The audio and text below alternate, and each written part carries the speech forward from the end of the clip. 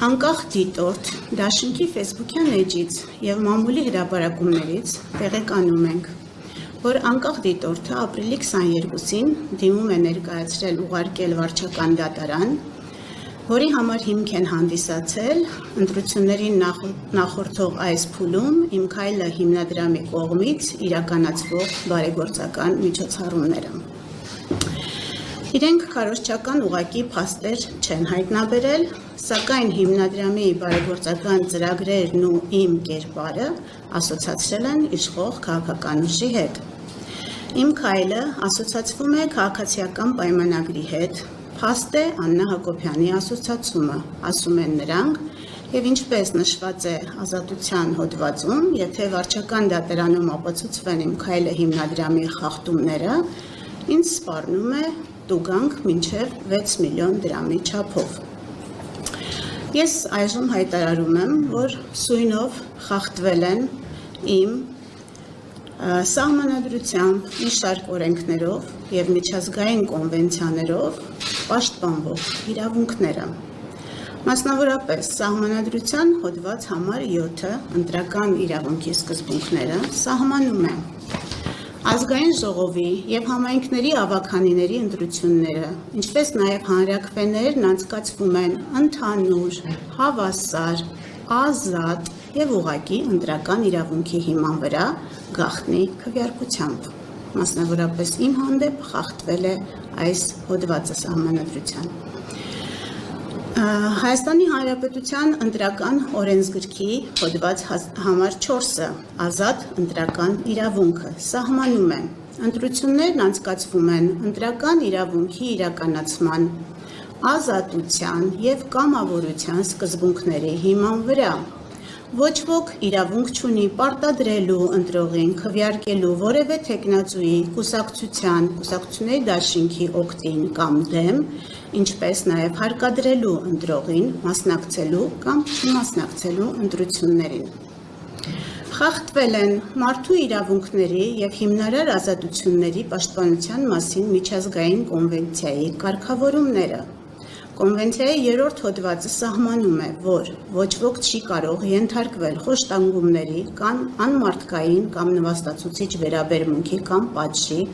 ինչը ըստ Մարդու իրավունքների Եվրոպական դատարանի ձևավորված դատական պրակտիկայի ներառում է նաև հոգեբանական ճնշման, ահաբեկման և նվաստացման ձևերը։ Իսկ կոնվենցիայի 10-րդ հոդվածով ամրագրված արտահայտվելու ազատության իրավունքը ենթադրում է, որ անձը չպետք է ենթարկվի ճնշման կամ ազդեցության, որը կարող է սահմանափակել նրա ազատ կամ արտահայտությունը, այդ թվում ընտրական գործընթացների համատեքստում։ Խախտվել են կանանց նկատմամբ խտրականության բոլոր ձևերի վերացման մասին ՄԱԿ-ի կոնվենցիայի համապատասխան դրույթները, որոնք քրեականացնում են ցանկացած հիմքով բռնությունը, ներառյալ նաև հոգեբանական և հուզական բռնության ձևերը, որոնք կարող են արտահայտվել սպառնալիքի, հարկադրանքի կամ մանիպուլյացիայի միջոցով և դիտարկվում են որպես կանանց նկատմամբ խտրականության դրսևորում։ Խախտվել է քրեական օրենսգրքի հոդված 210-ը, որը սահմանում է անձի ընտրական կամ հանրաքվեին մասնակցելու իրավունքի ազատ իրականացումը խոչընդոտելը առաջացնում է քրեական պատասխանատվություն։ Հաշվի առնելով վերոնշյալը, խնդրել եմ իմ փաստաբանական թիմին ուսումնասիրություն կատարել նախաձեռնելու հետևյալ երկու գործողությունները։ Դանիել Իոնիսյանի նկատմամբ քրեական գործի հարուցման նպատակով հաղորդման ներկայացման հնարավորությունը 1 և 2. Անկախ դիտորդ դաշինքի դեմ հայցադիմումի ներկայացման հնարավորությունը Իմ քայլը հիմնադրամի գործարար համբավին հեղինակությանը հասցրած վնասները հատուցելու պահանջով։ Բոլորի ուշադրությունը ուզում եմ հրավիրել այն հանգամանքի վրա, որ եթե այժմ իմ անձով պայմանավորված ըստ անկախ դիտորդի հիմնադրամը ասոցացվում է իշխանական ուժի հետ, ուստի ազգային ժողովի ընտրությունների նշանակման մասին հրամանագրի հրապարակումից հետո պետք է կասեցներ իր գործունեությունը, ապա Մասնավորապես 2022 թվականի սեպտեմբերին Շիրակում անցկացվող ՏԻՄ ընտրությունների ժամանակաշրջանում